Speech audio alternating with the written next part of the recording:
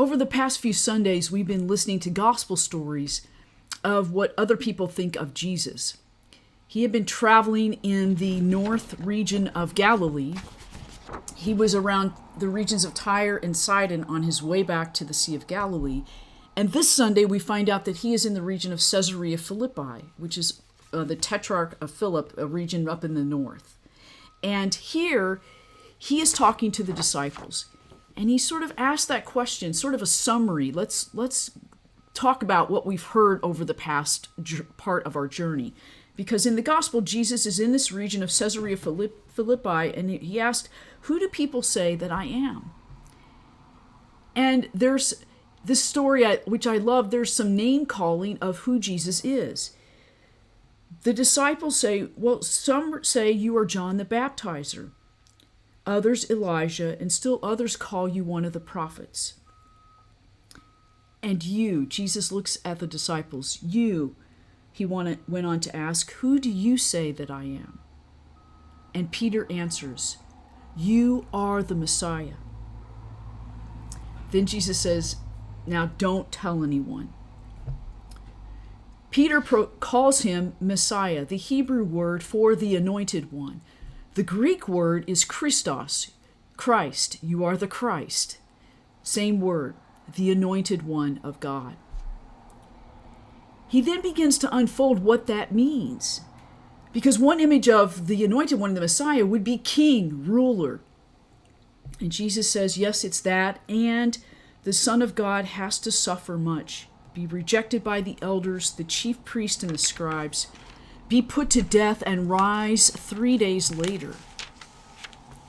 Jesus is letting them know of what it means to live this life, death, and resurrection as the anointed one of God. And then Peter takes him aside. The one who called him the name Messiah takes him aside and begins to remonstrate with him and thinking, okay, wait a minute. We have this understanding of Messiah. Now, this was not in the picture. Can we talk about plan B? We have no idea what he said. But what Jesus says to him, he turns around in front of the disciples and says to Peter, get out of my sight, you Satan. You are not judging by God's standards, but by human standards. What's profound, it's like there's this name calling in this gospel. Peter calls Jesus Messiah, and Jesus calls Peter, you Satan, when he doesn't understand what it means to suffer and die and rise to life. What's interesting is that in gospel tradition, Lucifer is the fallen angel, and the name of Satan. Lucifer was God's prosecuting attorney and one that fell out of favor with God. And Jesus calls Peter, you Satan. And notice the sentence after that, you are judging not by God's standards. You are judging by human standards. And so that play on words of what it means to be a disciple is to walk in this way. And Peter was a little reluctant. And Jesus calls him out. What are God's standards? Fascinating piece. Then the gospel goes on. Then this inner circle of what it means. Then he summons the crowd and says to them, if you wish to follow me, you must deny your very self. Take up your cross and follow in my steps. Whoever saves their life loses it, but whoever loses their life for the sake of this gospel of love will save it. That mystery of suffering and death is for life.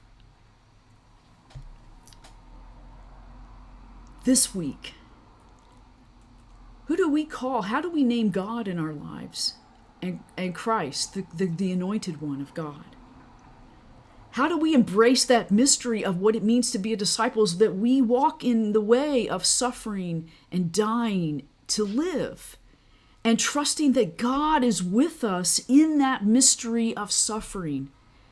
Jesus says, I am with you always, and here let me show you the way that is by being called to this life of life, death, and resurrection. Christ is with us through it all because Christ has been there. And so who do we say Christ is for us today? And how do we invite the anointed one of God into our lives?